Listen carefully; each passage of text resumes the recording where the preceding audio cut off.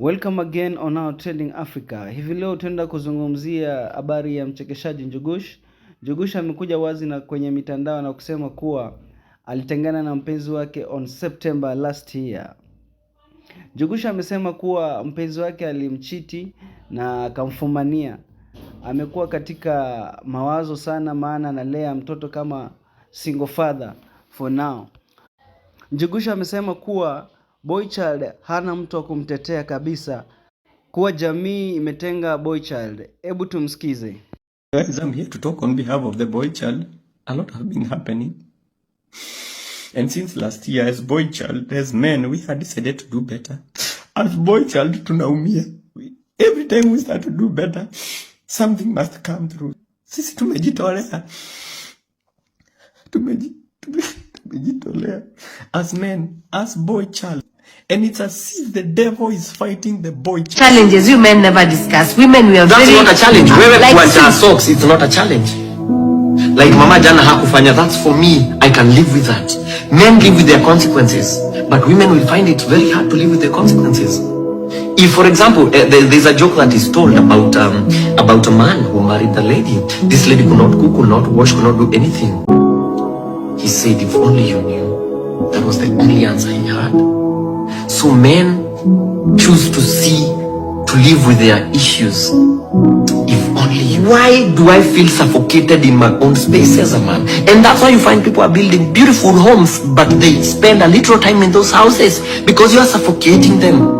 When I come and sit down, I want to enjoy something. You want to watch another telenovela. What do? I move aside. Nakuja watoto wanataka kuona kinini. Ile nini iPad nilikuwa nayo na wewe unachukua unataka kuona mwanaume nimewachwa wapi? I'd rather go how. Kisha amejitokeza kweli kwa kujitolea na kusema kweli wanawake wamechukuliwa katika society kipaumbele sana katika shughuli yao na kutetewa. Wanaume wameachwa nyuma, wanakufa katika siri zao. Hebu tuwasikize. Out with the kina Gerald.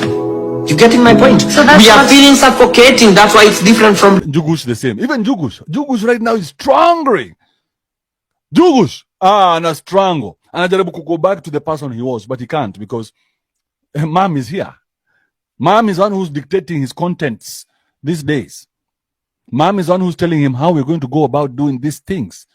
Mom knows best.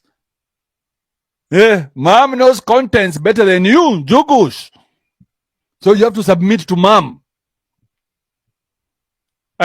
Kila mahali wanaenda, imagine everywhere you go now you're with mom. Now mom is the one who's the backup.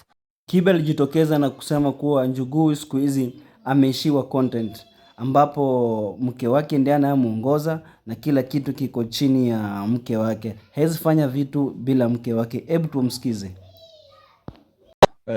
And very soon now mom will open her own YouTube channel and now she'll say, oh, I have opened my YouTubes as the wife to Njugush. And then very soon she'll stop talking about Njugush and now one day she'll come and say, oh, you know, Njugush, he was a very disturbed man and I tolerated him for many years. And now Njugush will be left there by the corporates because my corporates watawachana naye wamsho, oh, no. Kaa wewe ni msimzi kwa wife yako. Actually, how men change after marriage, not women. It takes two to tango.